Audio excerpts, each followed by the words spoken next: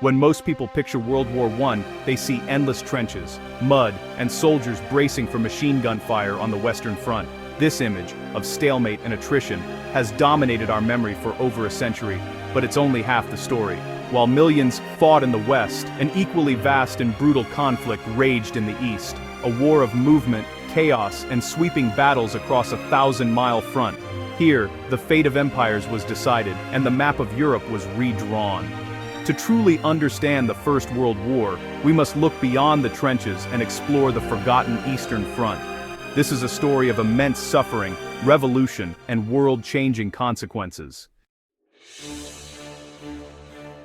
The Eastern Front was a war of movement, not trenches. The front was too long to defend everywhere, so armies surged back and forth across vast landscapes. Soldiers endured exhausting marches, brutal winters, and scorching summers. Nature was as deadly as the enemy. Supplying these moving armies was a logistical nightmare. Battles here involved millions, stretching across hundreds of miles, with swirling maneuvers and desperate counterattacks. Cavalry still played a role, and civilians suffered terribly as armies swept through, leaving destruction and refugees in their wake. The front line was a wave of devastation, not a fixed scar. For those caught in the middle, the war was a relentless catastrophe.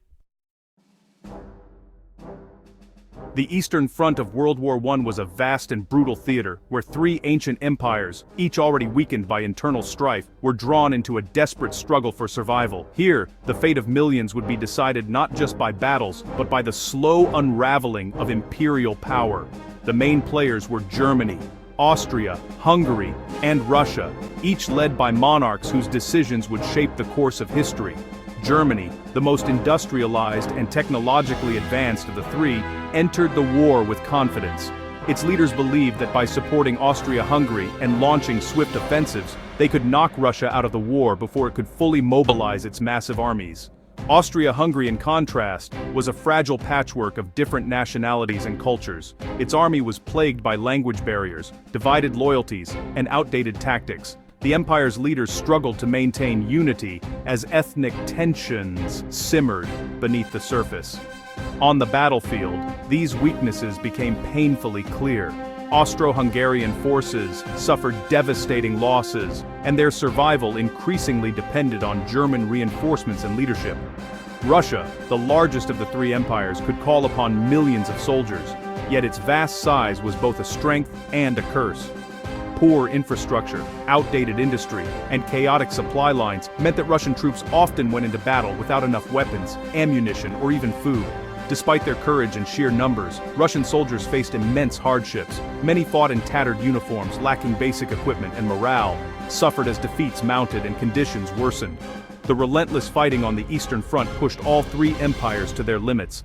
Exhaustion, mutiny, and revolution loomed as the war dragged on, exposing the deep cracks within each imperial system. Ultimately, the Eastern Front was more than a clash of armies. It was a test of whether these old empires could adapt and survive in a rapidly changing world. The answer, as history would show, was a resounding no. The collapse of Germany, Austria-Hungary, and Russia after the war would not only end centuries of imperial rule, but also redraw the map of Europe and set the stage for a new and uncertain era. In August 1914, Russia launched a massive invasion of East Prussia, hoping to relieve pressure on France. Two Russian armies advanced, but poor coordination and unsecured radio transmissions gave the Germans a crucial advantage. German commanders Hindenburg and Ludendorff used their railways to concentrate forces against Samsonov's Second Army near Tannenberg. The result, a devastating encirclement and destruction of the Russian Second Army. 90,000 Russians were captured, thousands killed, and General Samsonov took his own life. Tannenberg was a stunning German victory, halting the Russian advance and making national heroes of its commanders. The myth of the unstoppable Russian steamroller was shattered. The Eastern Front's brutal reality had begun.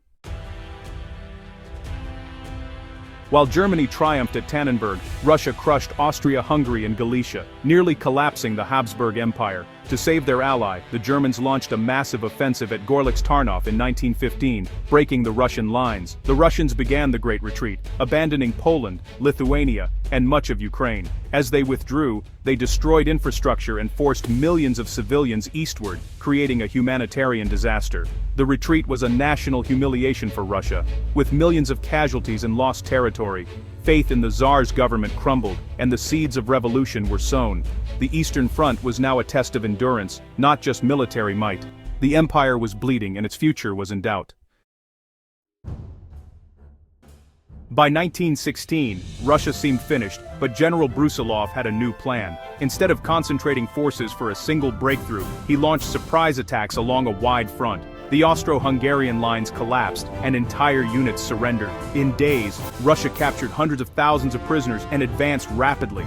The Brusilov offensive was Russia's greatest success, shattering Austria-Hungary and forcing Germany to divert troops from the west. Romania joined the Allies, but the victory came at a terrible cost. Over 1 million Russian casualties. The Russian army was exhausted and could not recover. The offensive changed the course of the war, but at a price Russia could not afford. The empire's strength was spent. The staggering losses of 1916 shattered not only Russia's army, but also the spirit of its people. On the Eastern Front, Russian soldiers faced relentless attacks, suffering immense casualties in brutal battles that seemed to have no end. The army, once vast and proud, was now battered and demoralized, with entire units wiped out or forced to retreat in chaos. The scale of the devastation was almost unimaginable, leaving families across Russia grieving for lost sons, brothers, and fathers.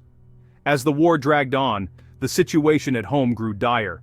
Food and fuel shortages crippled the cities, especially in Petrograd and Moscow, where long lines for bread became a daily ordeal. Factories struggled to keep running, and the cost of living soared.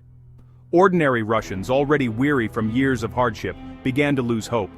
Faith in Tsar Nicholas II, once seen as the father of the nation, evaporated as he seemed powerless to end the suffering or bring victory. In March 1917, the tension finally erupted. Protests in Petrograd exploded into a full-scale revolution. Workers, women, and even soldiers poured into the streets, demanding bread, peace, and change. The unrest spread rapidly, and soon, entire army units joined the crowds instead of suppressing them. Facing overwhelming opposition, Tsar Nicholas II was forced to abdicate, ending centuries of Romanov rule. In the wake of the Tsar's abdication, a provisional government took power, promising reform and a new beginning, but its decision to continue fighting the war was deeply unpopular. Many Russians, exhausted by years of bloodshed, wanted peace above all else. The government's inability to address the people's needs led to growing frustration and anger. Discipline within the army collapsed almost overnight. Soldiers deserted in droves, abandoning their posts and returning home.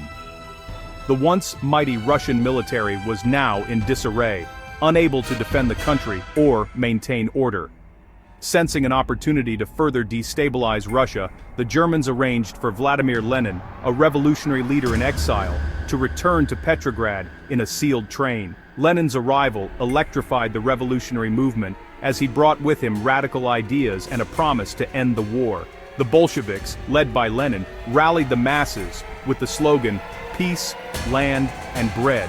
In November 1917, they seized power in a bold and decisive coup, overthrowing the provisional government and taking control of Russia's future. To fulfill their promise of peace, the new Bolshevik government signed the harsh Treaty of Brest-Litovsk with Germany in 1918. Russia lost vast territories, including Ukraine, the Baltics, and parts of Poland, but the war on the Eastern Front was finally over. With Russia out of the war, the Eastern Front vanished almost overnight. Germany quickly shifted its focus and troops to the Western Front, hoping to achieve victory before the Allies could react. The collapse of Russia transformed the entire strategic landscape of the war. The Allies now faced a stronger German force in the West, forcing them to rethink their plans and brace for new offensives. The old order in Russia was gone, swept away by revolution and chaos. The country was plunged into uncertainty, with power struggles, civil war, and a society forever changed by the events of 1917. The end of fighting in the East was just the beginning of new chaos. As the guns fell silent, millions found themselves adrift in a world transformed overnight. Cities were left in ruins, and entire populations were uprooted, forced to navigate a landscape of uncertainty and fear. The scars of war ran deep, not just in the land but in the hearts of those who survived. The collapse of ancient empires left a vast power vacuum, and from the ashes, new nations like Poland, Finland, and Czechoslovakia emerged, each declaring their independence with hope and determination. For many, these moments were filled with celebration and pride, as long-suppressed dreams of nationhood finally became reality. Yet the birth of these countries was not without pain or sacrifice. Borders were not drawn in quiet negotiation rooms, but forged in brutal conflicts and desperate struggles. Armed clashes erupted across the region, as rival groups fought for control, and civilians were often caught in the crossfire. The lines on the map were written in blood, not ink. Ethnic tensions and border disputes festered, simmering beneath the surface and shaping the region for decades to come. Communities that had lived side by side for generations now found themselves divided by new borders and old grievances, fueling cycles of mistrust and violence. While the Western Front's story has dominated history books and popular memory, the Eastern Front's legacy was just as profound, if not more so. The devastation here was immense, and its consequences rippled far beyond the battlefields, influencing the fate of millions. The war in the East acted as a catalyst for revolution, sparking the collapse of the Russian, Habsburg, and Ottoman empires. It paved the way for sweeping political change, the rise of new ideologies, and the birth of nations that would shape the course of the 20th century. The unresolved issues of the Eastern Front, disputed borders, ethnic rivalries, and political instability, set the stage for the turbulence of the 1920s and 30s. These festering wounds would ultimately lead directly to the outbreak of World War II, as old conflicts reignited with even greater ferocity. Today, the Forgotten Front still casts a long, powerful shadow over the modern world. Its legacy lives on in the borders, cultures, and memories of Eastern Europe, a reminder that the past is never truly gone, and that history's echoes continue to shape our present.